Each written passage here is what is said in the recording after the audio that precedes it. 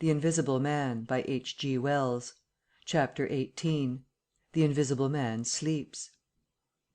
Exhausted and wounded as the Invisible Man was, he refused to accept Kemp's word that his freedom should be respected.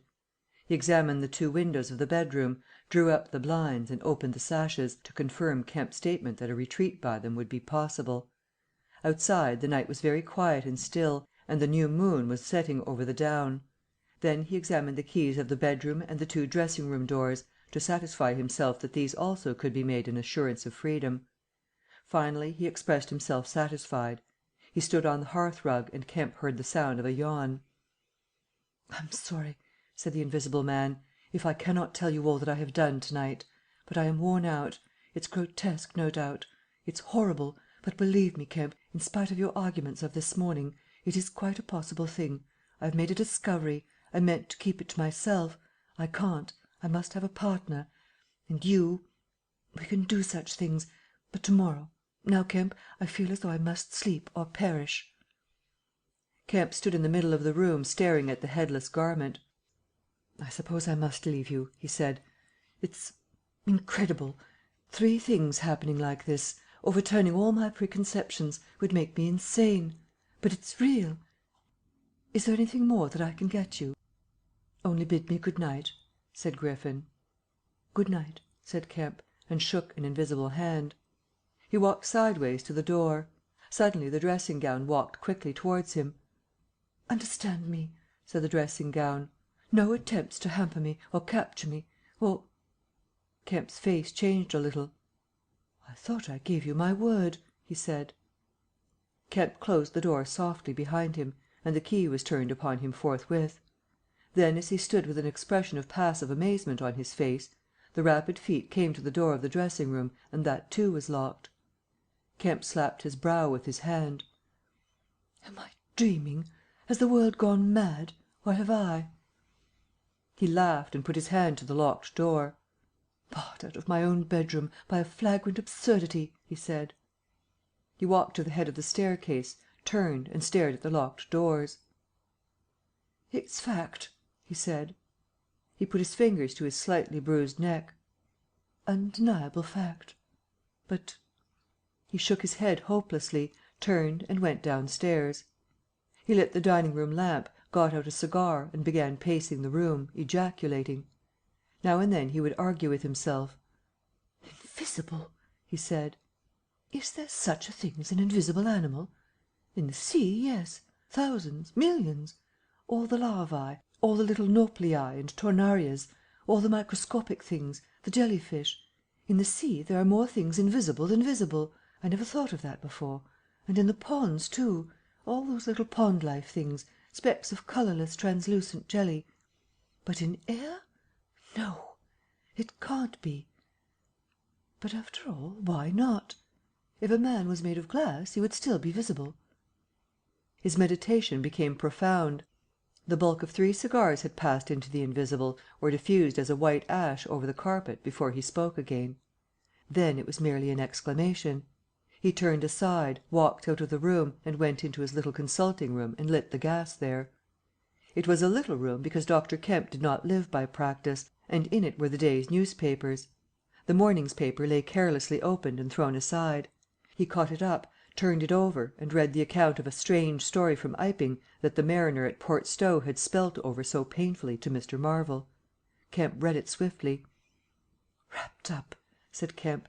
"Disguised. Hiding it. No one seems to have been aware of his misfortune. What the devil is his game?" He dropped the paper, and his eye went seeking. "Ah!" he said, and caught up the St. James's Gazette, lying folded up as it arrived. "Now we shall get at the truth," said Dr. Kemp. He rent the paper open. A couple of columns confronted him. "An entire village in Sussex goes mad," was the heading.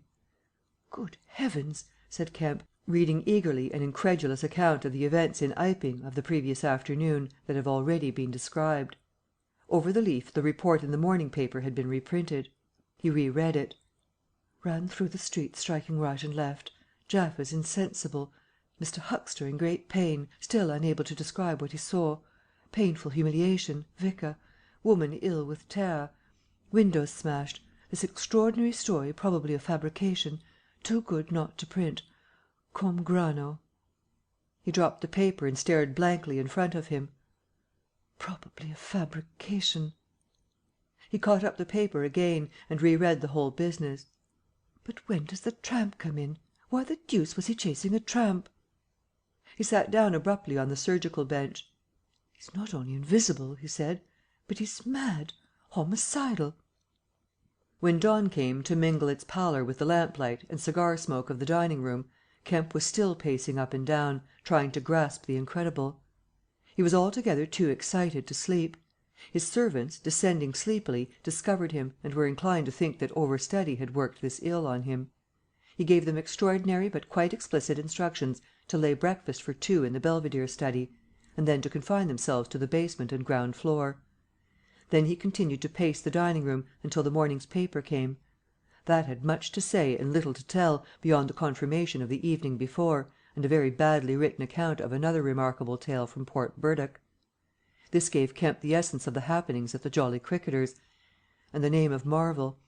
"He has made me keep with him 24 hours," Marvel testified. Certain minor facts were added to the Iping story, notably the cutting of the village telegraph wire. But there was nothing to throw light on the connection between the Invisible Man and the tramp, for Mr. Marvel had supplied no information about the 3 books or the money with which he was linked. The incredulous tone had vanished, and a shoal of reporters and inquirers were already at work elaborating the matter. Kemp read every scrap of the report and sent his housemaid out to get every one of the morning papers she could. These also he devoured. "He is invisible," he said, "and it reads like rage growing to mania. The things he may do, the things he may do, and he's upstairs free as the air. What on earth ought I to do? For instance, would it be a breach of faith if... No?" He went to a little untidy desk in the corner and began a note. He tore this up half written and wrote another. He read it over and considered it. Then he took an envelope and addressed it to Colonel Addy, Port Burdock. The Invisible Man awoke even as Kemp was doing this. He awoke in an evil temper, and Kemp, alert for every sound, heard his pattering feet rush suddenly across the bedroom overhead. Then a chair was flung over and the washstand tumbler smashed. Kemp hurried upstairs and rapped eagerly. Chapter 19. Certain First Principles. "What's the matter?" asked Kemp when the Invisible Man admitted him. "Nothing," was the answer. "But confound it, the smash!" "Fit of temper," said the Invisible Man. "Forgot this arm, and it's sore. You're rather liable to that sort of thing." "I am." Kemp walked across the room and picked up the fragments of broken glass. "All the facts are out about you," said Kemp, standing up with the glass in his hand. "All that happened in Iping and down the hill. The world has become aware of its invisible citizen, but no one knows you are here." The Invisible Man swore. "The secret's out. I gather it was a secret. I don't know what your plans are, but of course I'm anxious to help you." The Invisible Man sat down on the bed. "There's breakfast upstairs," said Kemp, speaking as easily as possible, and he was delighted to find his strange guest rose willingly. Kemp led the way up the narrow staircase to the Belvedere. "Before we can do anything else," said Kemp, "I must understand a little more about this invisibility of yours." He had sat down, after one nervous glance out of the window, with the air of a man who has talking to do. His doubts of the sanity of the entire business flashed and vanished again as he looked across to where Griffin sat at the breakfast table, a headless, handless dressing gown, wiping unseen lips on a miraculously held serviette. "It's simple enough and credible enough," said Griffin, putting the serviette aside and leaning the invisible head on an invisible hand. "No doubt to you, but..." Kemp laughed. "Well, yes, to me it seemed wonderful at first, no doubt. But now, great God! But we will do great things yet. I came on the stuff first at Chesilstowe." "Chesilstowe?" "I went there after I left London. You know I dropped medicine and took up physics?" "No. Well, I did. Light fascinated me." "Ah!" "Optical density. The whole subject is a network of riddles, a network with solutions glimmering elusively through. And being but 22 and full of enthusiasm, I said, I will devote my life to this. This is worth while. You know what fools we are at 22." "Fools then or fools now," said Kemp. "As though knowing could be any satisfaction to a man." "But I went to work, like a slave. And I had hardly worked and thought about the matter 6 months before light came through one of the meshes suddenly, blindingly. I found a general principle of pigments and refraction, a formula, a geometrical expression involving 4 dimensions. Fools, common men, even common mathematicians, do not know anything of what some general expression may mean to the student of molecular physics. In the books that tramp has hidden, there are marvels, miracles, but this was not a method, it was an idea, that might lead to a method by which it would be possible, without changing any other property of matter, except, in some instances, colours, to lower the refractive index of a substance, solid or liquid, to that of air, so far as all practical purposes are concerned." "Whew!" said Kemp. "That's odd, but still I don't see quite. I can understand that thereby you could spoil a valuable stone, but personal invisibility is a far cry." "Precisely," said Griffin. "But consider, visibility depends on the action of the visible bodies on light. Either a body absorbs light, or it reflects or refracts it, or does all these things. If it neither reflects, nor refracts, nor absorbs light, it cannot of itself be visible. You see an opaque red box, for instance, because the colour absorbs some of the light and reflects the rest, all the red part of the light, to you. If it did not absorb any particular part of the light, but reflected it all, then it would be a shining white box, silver. A diamond box would neither absorb much of the light nor reflect much from the general surface, but just here and there, where the surfaces were favourable, the light would be reflected and refracted, so that you would get a brilliant appearance of flashing reflections and translucencies, a sort of skeleton of light. A glass box would not be so brilliant, nor so clearly visible, as a diamond box, because there would be less refraction and reflection. See that? From certain points of view you would see quite clearly through it. Some kinds of glass would be more visible than others. A box of flint glass would be brighter than a box of ordinary window glass. A box of very thin common glass would be hard to see in a bad light, because it would absorb hardly any light and reflect very little. And if you put a sheet of common white glass in water, still more if you put it in some denser liquid than water, it would vanish almost altogether, because light passing from water to glass is only slightly refracted, or reflected, or indeed affected in any way. It is almost as invisible as a jet of coal gas or hydrogen is in air, and for precisely the same reason." "Yes," said Kemp, "that is pretty plain sailing. And here's another fact you will know to be true. If a sheet of glass is smashed, Kemp, and beaten into a powder, it becomes much more visible while it is in the air. It becomes at last an opaque white powder. This is because the powdering multiplies the surfaces of the glass at which refraction and reflection occur. In the sheet of glass there are only 2 surfaces. In the powder the light is reflected or refracted by each grain it passes through, and very little gets right through the powder. But if the white powdered glass is put into water, it forthwith vanishes. The powdered glass and water have much the same refractive index, that is, the light undergoes very little refraction or reflection in passing from one to the other. You make the glass invisible by putting it into a liquid of nearly the same refractive index. A transparent thing becomes invisible if it is put in any medium of almost the same refractive index. And if you will consider only a second, you will see also that the powder of glass might be made to vanish in air if its refractive index could be made the same as that of air, for then there would be no refraction or reflection as the light passed from glass to air." "Yes, yes," said Kemp, "but a man's not powdered glass."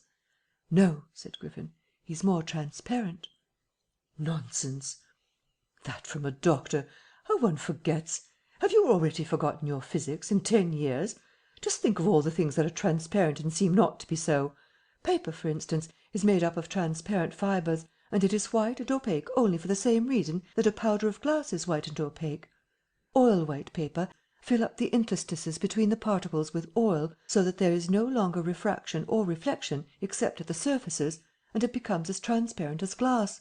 And not only paper, but cotton fibre, linen fibre, wool fibre, woody fibre, and bone, Kemp, flesh, Kemp, hair, Kemp, nails and nerves, Kemp.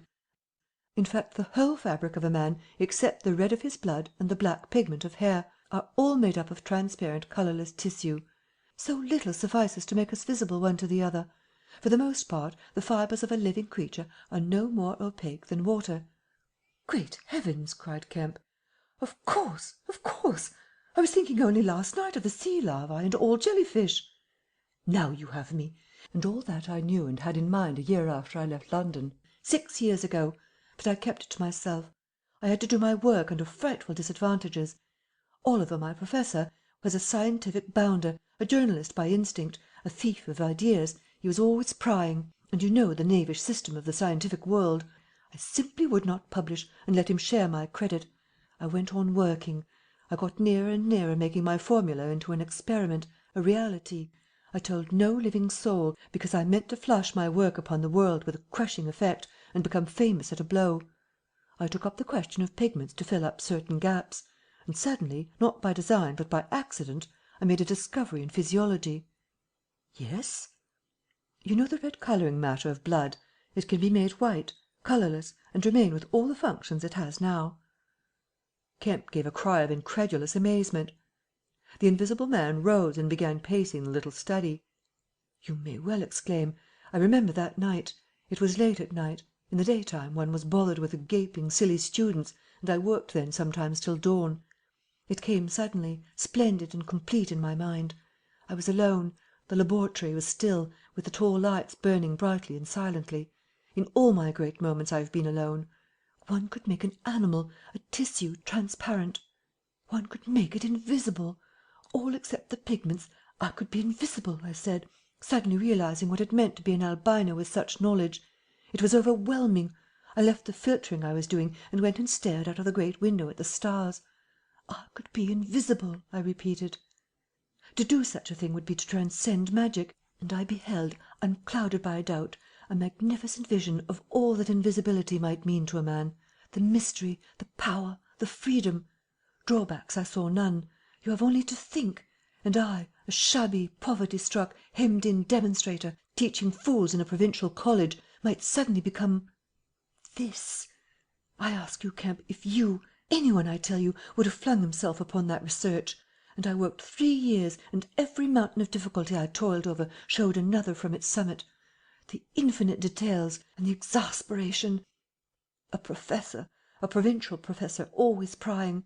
When are you going to publish this work of yours, was his everlasting question. And the students, the cramped means. 3 years I had of it.